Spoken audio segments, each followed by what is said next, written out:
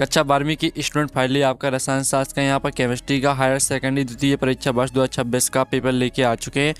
और साथ ही आपको बता दें यह आपका महत्वपूर्ण पेपर है, इसमें से बहुत से क्वेश्चन आ सकते हैं। ठीक है, तो इस पेपर को आपको अच्छी तरह से याद करना है। ठीक है, और वीडियो को लाइक कर लीजिए, चैनल को सब्सक्राइब कर लीजिए, साथ ही इस वीडियो को आपको अपने दोस्तों को शेयर कर देना है।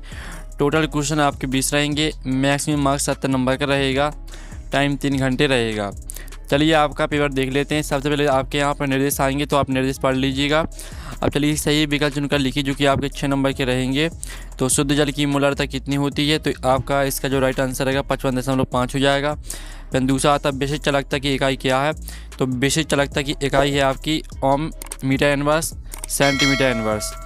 फिर आपका प्रश्न तीसरा यहाँ पर आता है शून्य कोटि की अभिक्रिया के लिए वेग स्थिरांक की इकाई है, तो तीसरे का आंसर आपका यहाँ पर आ हो जाएगा।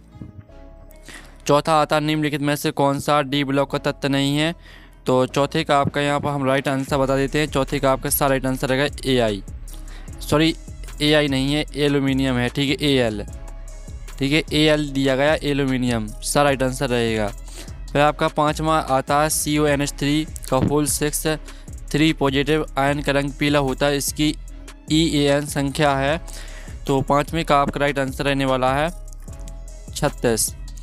अब चलिए आपका यहाँ पर छठवां देख लेते हैं। छठवां आपका आता है R bond OH plus PCl5 इस अभिक्रिया का मुख्य उत्पाद है, तो इसका राइट आंसर आपका यहाँ पर हो जाएगा। ठीक है, right answer R bond Cl। साथ ही यहाँ पर इंग्लिश मीडियम के स्टूडेंट भी यहाँ पर देख सकते हैं। ठीक है, अब चलिए आपके यहाँ पर प्रश्न 2 आता है रिक्त स्थानों की पूर्ति कीजिए, जो कि आपके यहाँ पर 6 नंबर के रहेंगे।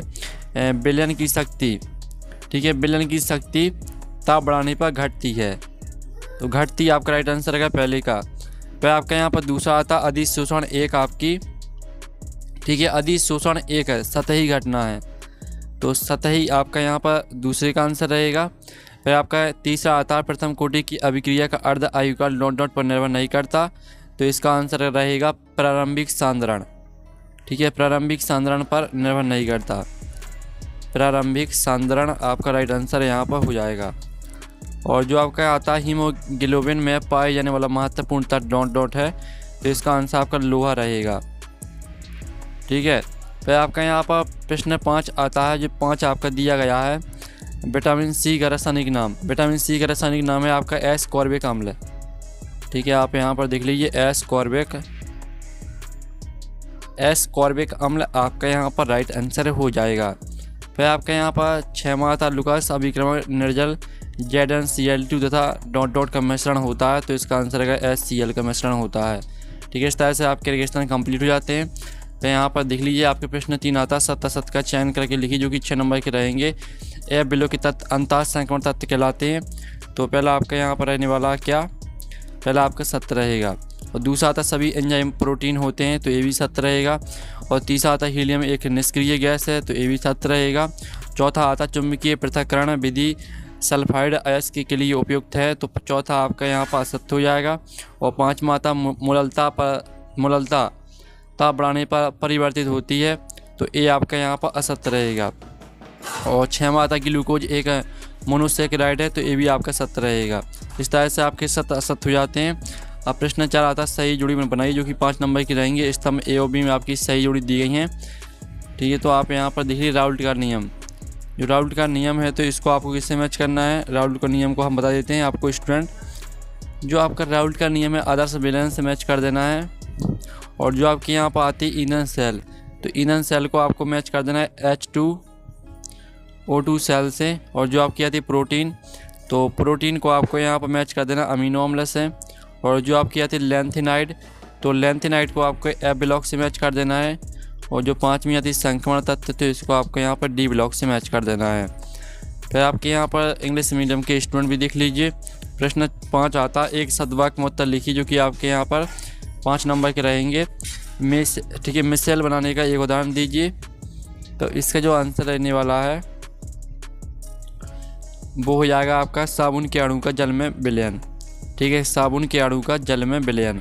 और दूसरा आता है ल्यू गोल अभिक्रमण क्या है, तो इसका आंसर है या पोटेशियम आयोडाइड Ki में आयोडीन I2 का जलीय विलयन है। हम आपको लिखित उत्तर भी दिखा देंगे। ठीक है, तीसरा आता है DNA में पाई जाने वाली शर्करा का नाम लिखिए, तो इसका आंसर रहेगा डीऑक्सी राइबोस शर्करा।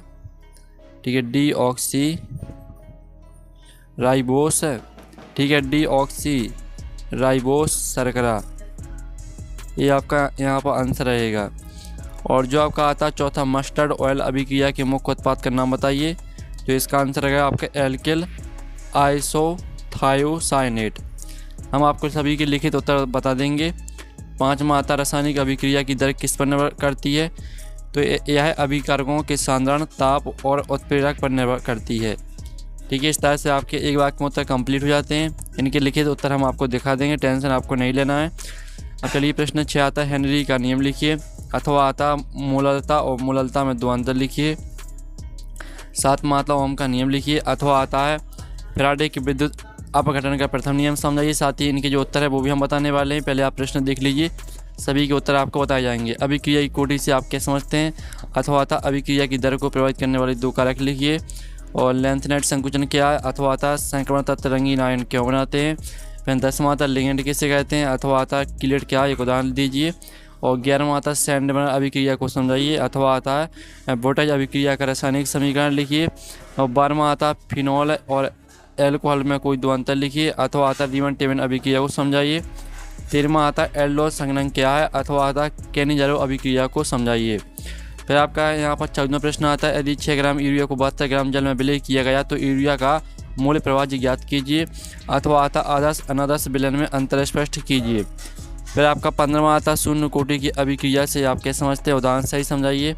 अथवा आता अभिक्रिया की कोटि से आप क्या समझते हैं, उदाहरण देकर समझाइए। फिर आपका 16वां आता कोलर, ठीक है, कोलरॉस का नियम लिखिए, इसके दो उपयोग बताइए।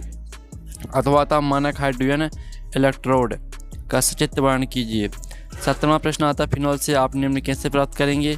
ठीक है, इन सभी को आपको फिनॉल से प्राप्त करना है। अथवा आता है डी ब्लॉक और एफ ब्लॉक के तत्वों में 4 अंतर आपको लिखना है। 18वां प्रश्न देख लीजिए, जिसमें आपको नाभिक स्नेही प्रतिस्थापन SN1 और SN2 अभिक्रिया में अंतर लिखना है। अथवा में बताना है आपको क्लोरोबेंजीन से DDT कैसे बनाते हैं, समीकरण दीजिए। 19वां क्वेश्चन देख लीजिए, जिसमें आपको टिप्पणी लिखना है रोजनमुंड अभिक्रिया और क्ली-मैन्सन अपचयन अभिक्रिया। अथवा आता एसिटिक अम्ल बनाने की शीघ्र सिरका विधि को चित्र सही समझाइए।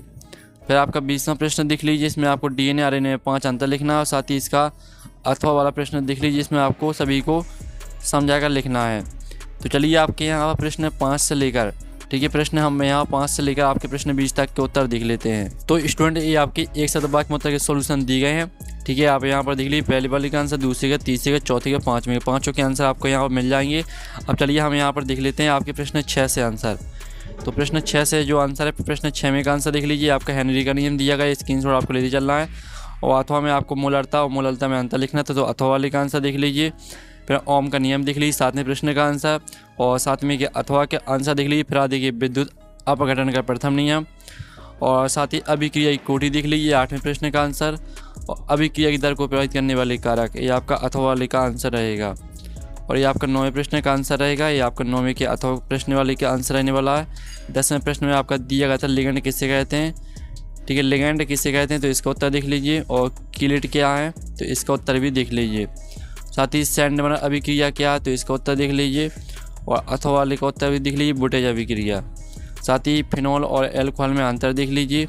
ठीक है, और आप यहाँ पर रीमन टीमन अभिक्रिया देख लीजिए, अथवा वाले का आंसर। और साथ ही आप यहाँ पर 13वें प्रश्न का आंसर देख लीजिए। और ये आपका 13वें के अथवा का आंसर रहेगा, आपको स्क्रीनशॉट लेते चलना है। ये आपका 14वें प्रश्न का आंसर रहेगा। और ये आपका 14वें के अथवा का आंसर। फिर आपके 15वें प्रश्न का आंसर रहेगा। और ये आपका 15वें के अथवा का आंसर रहेगा। और ये आपके 16वें प्रश्न का आंसर रहने वाला है, इसका स्क्रीनशॉट ले लीजिए। और ये आपका 16वें के अथवा का आंसर रहेगा, तो इसका भी स्क्रीनशॉट ले लीजिए। और ये आपका यहाँ पर दिया गया, ठीक है, पूरा 16वें के अथवा का आंसर है पूरा। फिर आप यहाँ पर ये वाला आपका यहाँ पर दिया गया है 17वें प्रश्न का आंसर। ठीक है, ये पूरा आपका 17वें प्रश्न का आंसर है। और ये आपका अथवा वाले का आंसर है डी ब्लॉक और एफ ब्लॉक में अंतर। फिर आप 18वें प्रश्न का आंसर देख लीजिए, SN1 SN2 अभिक्रिया में आपका अंतर। और ये आपका अथवा वाले प्रश्न का आंसर रहेगा। 19वें प्रश्न का आंसर देख लीजिए, जिसमें आपको टिप्पणी लिखना था, तो ये आपका 19वें प्रश्न का आंसर रहेगा। और ये आपका 19वें के अथवा का आंसर रहने वाला, तो इसका भी स्क्रीनशॉट ले लीजिए। और ये आपका 20वें प्रश्न का आंसर रहेगा, DNA RNA में 5 अंतर आपके दिए गए हैं। ठीक है, और ये आपके अथवाली का आंसर रहने वाला जिसमें आपको समझाना था। ठीक है, तो आप देख लीजिए आपका अथवाली का आंसर है। इस तरह से जो आपका पेपर है वो कंप्लीट हो जाता है। इसको आपको अच्छी तरह से कंप्लीट याद कर लेना। हम नेक्स्ट वीडियो में मिलते हैं। Thanks for watching.